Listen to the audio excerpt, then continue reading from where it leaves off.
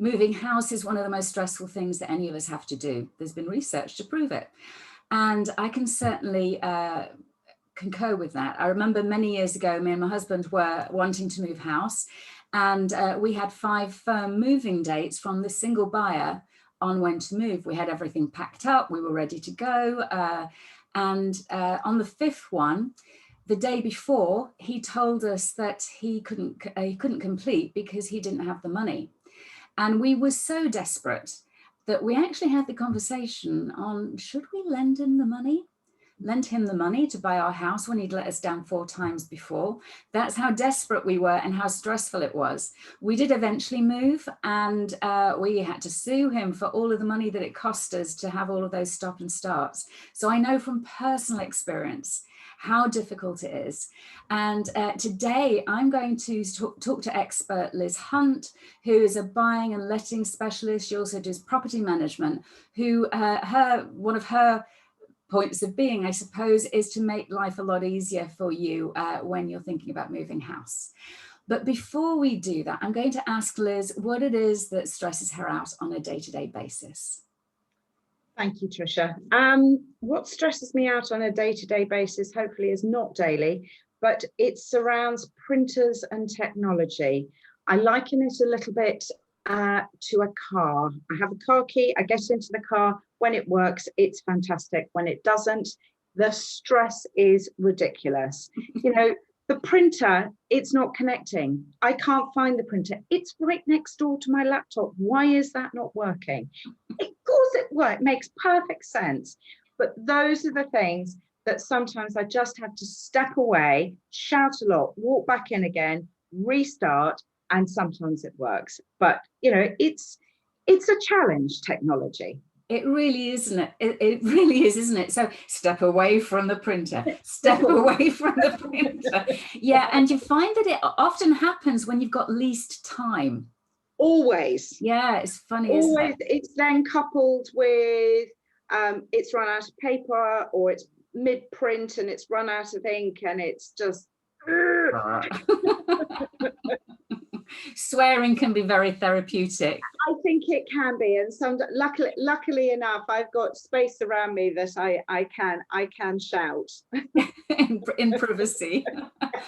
Okay, so let's talk about the subject in hand. So I gave you a very true anecdote of when we moved many years ago. Well, I don't know what the hell we did wrong, but it was awful. All I can say is I'm very pleased that you didn't lend him the money. But believe you me, I can quite understand why you even started to have that conversation, because you were so intent on moving. And I think that's the thing, when you find a property that you want to move to, your heart is already there. You're invested in what you want to buy. So you found your dream property, and that's the easy bit. Although it might have taken time to find it, you then have to go through the rigmarole of selling your own property, which is your home. And quite often it's a big move and upheaval with children and work and surrounding all of that. And you've got to work with estate agents and solicitors, and you've got to do a certain amount of pushing, but you also need to trust the people that you have employed who are going to do the right job for you. And I was talking to my bank manager, who had a very similar story to you, Tricia. She went with an online agent, and she wished that she hadn't, because she was 7 months pregnant, already invested in the house that she was going to set up as a family home, and wished that she had paid the agent to work for her. And I think that's a very valuable lesson. You know, the ramifications of moving are hugely stressful, and sometimes they're not always around the nicest parts of life. There could be all sorts of other things associated, divorce, debt, a need to move, a death. It is, as you say, one of the most stressful things. And so don't underestimate that you need a professional on your side who's going to get that transaction done for you. And you need somebody who is going to communicate. You don't want to deal with somebody who's not visible, and you want to deal with somebody who's transparent. in their dealings, so that you know and you can manage your expectations, because not knowing is the worst thing, and you then have no idea how you can manage your resilience to deal with this. And I think if you know it's going to be stressful from the start, if you've got the professions in place, it should assist and help and make the process as painless as possible. Yeah, because even if it goes smoothly, it's stressful, isn't it? Oh, it still takes time. It takes more time than you anticipate, and you've got to, it's not a 5-week operation. At the moment, on average, it's taking between 6 or 7 months. And at the moment, you're probably seeing there is a stamp duty deadline, which for us at the moment is all sales must be completed by the 31st of March 2021. And so that added pressure of a deadline really, really adds to the stress. So, you know, trying to get everybody, and with the fact that we are in a lockdown scenario at the moment, everybody is working remotely. So they don't have immediate things to their fingertips. Yeah. And that's not just the solicitors who are trying to operate, it's the people who are carrying out the searches, it's the surveyors, it's the mortgage companies. Everybody is working remotely at the moment. And what is it? So 7 months is so long, but I agree it takes forever. But why does it take so long? I think it takes a long time because the easy bit is to see the property and make the offer. That's then the real work starts.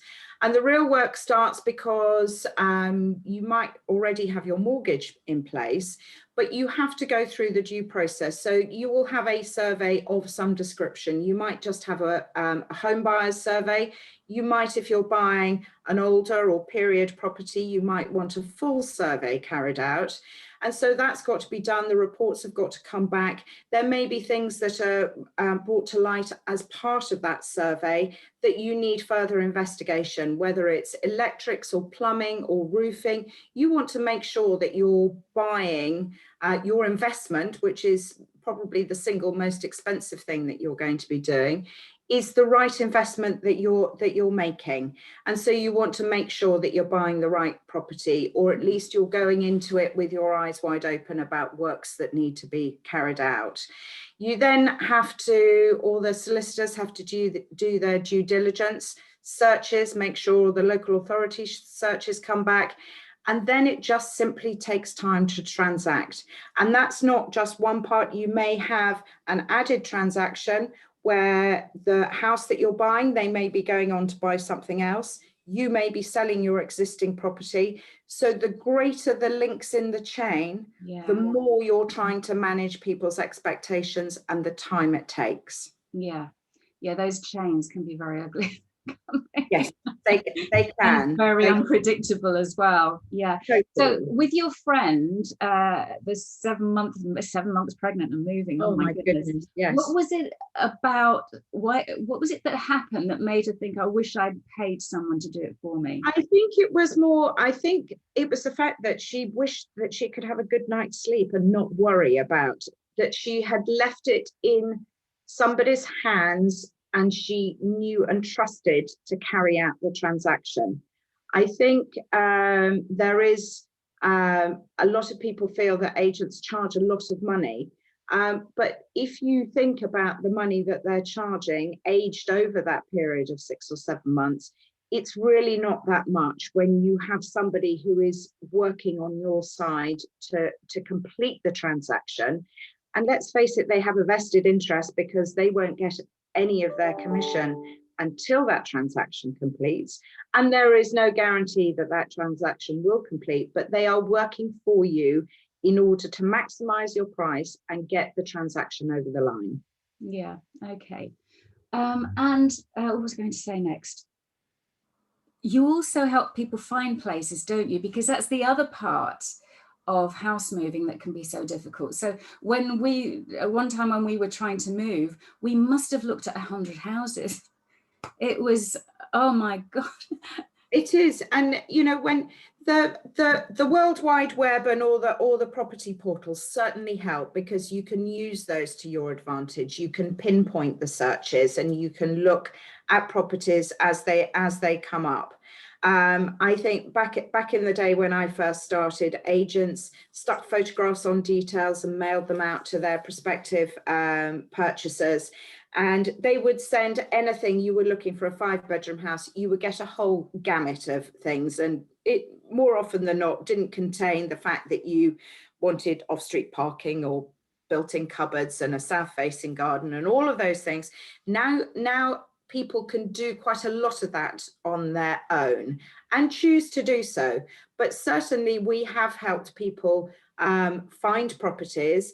And the benefit of having an agent who does that is that they can quite often source things that before they come to the market. And you do have to pay them a retainer in order to do that, but they are there to work with the agent and get that through to you, through that transaction through. And very often the fact that you're seeing something before it comes to the market, you're taking out a lot of the other circumstantial stuff. So it is worth it, especially when you are time poor, and a lot of people are nowadays when they're trying to juggle families, working, all of those things. One less thing to have to do. And yes, we have successfully done that for people. Yeah, brilliant. Any final tips? In terms of sales, particularly, buying, the whole thing about moving home. I would say allow yourself time. Try and delegate as much as you can to the professionals, and don't underestimate how efficient a removal company is. Yeah. But one pitfall to avoid is when you are moving and thinking about your removal company coming in, you may want to declutter quite a lot of stuff, because otherwise all you're doing is paying to move all your things from one property to the other and then disposing of them. So it's a good tip to get rid of quite a lot of things before you move. Yeah, I mean, that's a really good tip, because I know somebody who did that. They moved all of their stuff and then had to spend, it was really hard for them to get everything right in the house. So they spent so much time then getting rid of stuff that didn't fit in. So it was just a massive waste of time and money, actually. And all you've done is you pay. Yeah, well, exactly. You pay the removal company to pay to move additional stuff that you don't necessarily need. Yeah. Oh, well.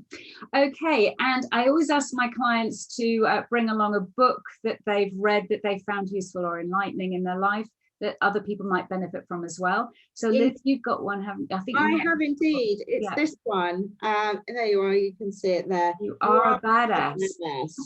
And I was recommended to read this, and it certainly is very empowering.